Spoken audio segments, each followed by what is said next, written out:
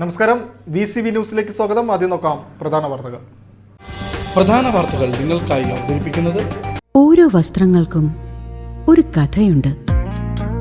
ആഘോഷത്തോളം വളർന്ന സ്വപ്നങ്ങളുടെ കഥ.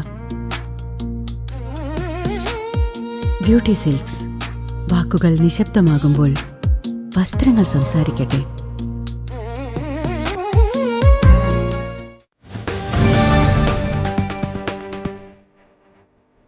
നിയമസഭാ തെരഞ്ഞെടുപ്പിന്റെ വോട്ടെടുപ്പിനായി തൃശൂർ ജില്ലയിലെ 13 മണ്ഡലങ്ങളും പൂർണ്ണ സജ്ജമായതോടെ ജനം വ്യാഴാഴ്ച പോളിംഗ് ബൂത്തിലേക്ക്. വ്യാഴാഴ്ച രാവിലെ 7 മണി മുതൽ വോട്ടെടുപ്പ് ആരംഭിക്കും.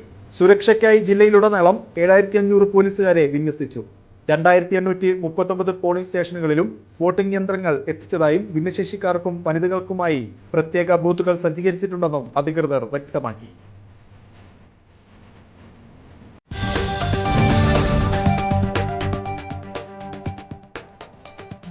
ചെറുതുരുത്തി വള്ളത്തോൾ നഗർ റെയിൽവേ സ്റ്റേഷനിലെ 1-ാം നമ്പർ പ്ലാറ്റ്ഫോമിൽ ദിവസങ്ങളായി ഗുഡ്സ് ട്രെയിൻ നിർത്തിയിട്ടിരിക്കുന്നത് യാത്രക്കാരെ ദുരിതത്തിലാക്കുന്നു. ഫുട് ഓവർ ബ്രിഡ്ജ് ഇല്ലാത്തതിനാൽ ചരക്ക് തീവണ്ടിക്കടിയിലൂടെ നുഴഞ്ഞു കയറി പ്ലാറ്റ്ഫോം മാറാൻ ശ്രമിക്കുന്നത് വലിയ അപകട ഭീഷണിയാണ് ഉയർത്തുന്നത്. പരാതികൾ നൽകിയിട്ടും റെയിൽവേ നടപടിയെടുക്കുന്നില്ലെന്ന് യാത്രക്കാർ പറഞ്ഞു.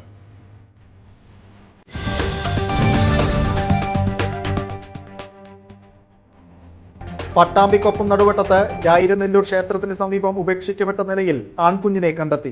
പുലർച്ചെ 5 മണിയോടെ ക്ഷേത്രത്തിലെത്തിയ പ്രദേശവാസിയായ അയ്യപ്പനാണ് തറയിൽ കിടത്തിയ നിലയിൽ കുഞ്ഞിനെ കണ്ടത്. ഉടൻ തന്നെ പോലീസും ആംബുലൻസും സ്ഥലത്തെത്തി കുഞ്ഞിനെ തൃശൂർ മെഡിക്കൽ കോളേജ് ആശുപത്രിയിൽ പ്രവേശിപ്പിച്ചു. സംഭവത്തിൽ കൊപ്പം പോലീസ് കേസെടുത്ത് അന്വേഷണം ആരംഭിച്ചു.